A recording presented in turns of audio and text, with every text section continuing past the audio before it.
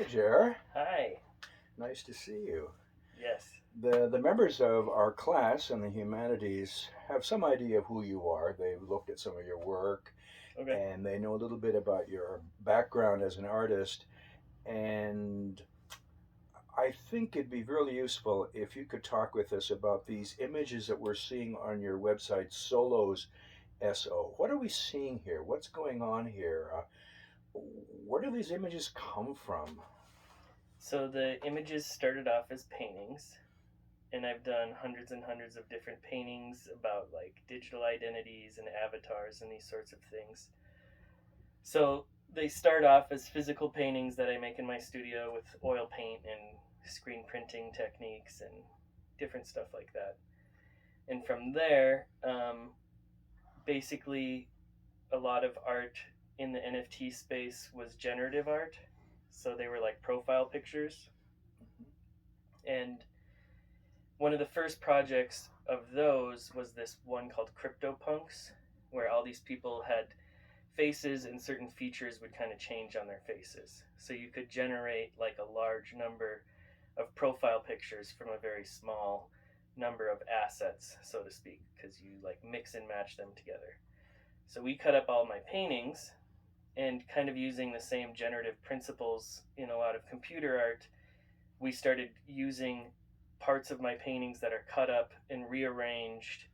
And from that, there's almost limitless options that can be creative because you think of like a deck of cards, for instance, you have 52 cards in a deck, but you can rearrange those cards in almost limitless combinations. So when you rearrange my paintings, you have one painting and three backgrounds, all of a sudden you have four paintings, of combinations, and then it just goes on and on. So there's like millions of combinations Now, possible. you use the term generative and also cut up. Explain this word generative. What do you mean by that? Generative means that you're creating like a certain set of rules for something, and then artwork is created based upon those rules. So, like some generative fine art could be maybe somebody like Saul Lewitt, who almost writes instructions for artwork that's created on walls. But then with computer art, it's basically code becomes images. Somehow you write code and that translates to imagery. And then you can sometimes give the computer a bit of autonomy to kind of make decisions and mix and match things on its own. And that's old. That's very old as well, probably 1950s or 1960s. There's generative pieces as well, computer art pieces. But they're just graphics, on a computer screen. You don't think of them as being in a museum or something like that because they're just like on a screen. Now, you But use the word cut up. Do you mean literally, physically cut up a painting? What do you mean by just that? well, with my paintings, we had somebody uh, trace out basically elements of my paintings. So take out eyeballs from this paintings, put it on another painting. Use a background from one painting, put it on another painting. Different textures are cut out with like basically Adobe Photoshop. So you use Photoshop to trace out images and then cut out parts of the painting digitally, not physically. So, these works that we are seeing, these pictures that we're seeing, you're the artist. You painted a picture, and then somehow through a technological process plus the computer, hundreds of thousands, perhaps millions, Billions. billions of options come from that. Yes. Why would you want to do this? Why would you want to do what? Use that way of creating art.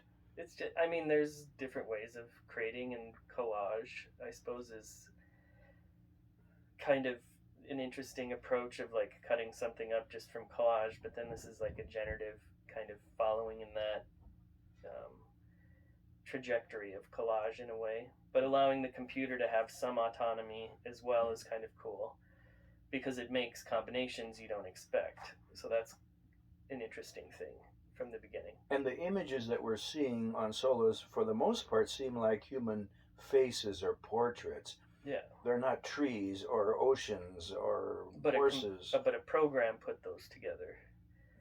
So they're my physical paintings, and I didn't put those images together in Photoshop. They're generated from a computer program that puts them together. And there are millions of billions of possibilities that come from that, and which raises a whole question about works of art and what are they and how do we experience them and think about them. Now, we've been talking about art and financial value, that some paintings are sold for $90 million and others for $2 at the regular at your art fair or something. Yeah. How can a person, a collector, buy a piece from you, from Solos SO, and what do you get, and how does that work? So like the easiest way to like buy NFTs is to just get a plugin called MetaMask. That's for Chrome, and you download MetaMask, and it's just a plugin, Chrome plugin, and then you get money onto that somehow through a intermediary of some sort, buying cryptocurrency, because you buy things in Ethereum or you buy them in Bitcoin. And then, once you have money there, there'll be a connect wallet option on the websites, and then you connect your wallet via that plugin, and then you can buy stuff. And then your NFTs are stored in that wallet. Now, if I purchase a Van Gogh sunflower painting for $75 or $100 million, I would own that painting, and probably even a frame would be thrown in with it. Yeah. What do I own if I buy one of the Solos SO pieces? So it depends on what project, because we have different projects. So different artists want different parameters for each of their projects, basically. So some projects are all IP, as they're called. So like all the intellectual property goes to the person who buys it. So we have 2 music NFT projects that are videos, like music video NFT projects. And those are the people that buy a palindrome, for instance, that you might look at. If you buy that palindrome, like the video is yours to use it however you want. You can use it if you're Sony and you buy it. You can use it in a commercial, or if you're a normal person, you can wants to use the music on your YouTube video or whatever. It's like your thing. Other projects don't allow you to get all the intellectual property, but the community kind of wants some control, which is different than painting. So if I sold a painting of something to somebody, they don't get to put it on a lunchbox. Mm-hmm. That doesn't give them the right to use my image commercially from my painting. Right. So NFTs, if you stipulate that in the usage, and all of this is brand new, so how you stipulate that, is it like a gentleman's agreement? Is it an official thing written up by a lawyer? What country does it pertain to? If somebody buys your piece in Singapore, they have different copyright laws. It's very wide open as to what that means and how it can be used. Is the image the NFT? What do you mean? Or is NFT something separate than the painting that we're seeing there? It points to it, basically. It points to it. Yeah, so it can prove that you're the owner of that image. Mm-hmm.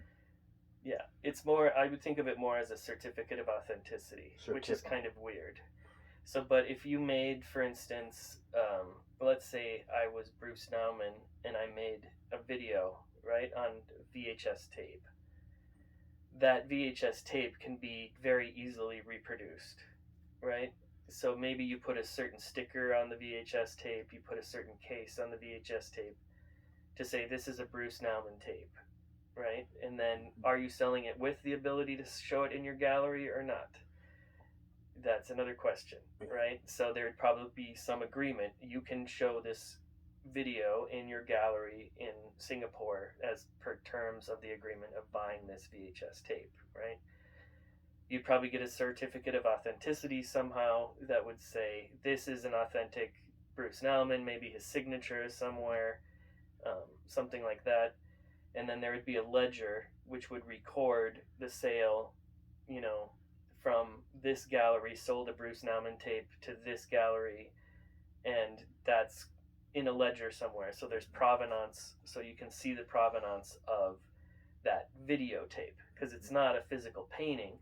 And even if you do have a physical paintings, those can also be difficult to trace ownership. Like when the Nazis stole a bunch of artwork, there's no way to really, besides like family saying, "Oh yeah, I remember we had that Picasso," right? But if there's a ledger, that's how a lot of people actually got their artwork that was stolen by the Nazis back, was because it was recorded and there was actual record of it. Okay. So We've been talking in this class about modes of expression, that art falls under the modes of expression, and human beings have been making pictures and paintings, images for several thousand years, and that history continues. And regardless of the complications about what are we seeing here and how does one purchase it and is it a certificate of authenticity, we're still seeing something that is a work of art. It is beautiful and powerful in itself. Do you have anything else you want to say just as we close here? I think that's good. Thank you, Jer. Thank you very much. Yep. Was that brilliant or not?